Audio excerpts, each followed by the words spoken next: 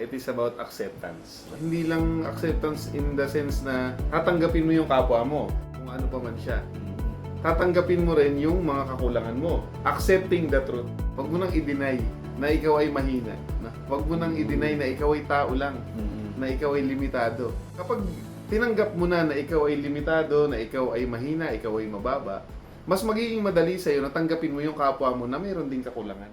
Makikita mo na yung sarili mo sa kanya.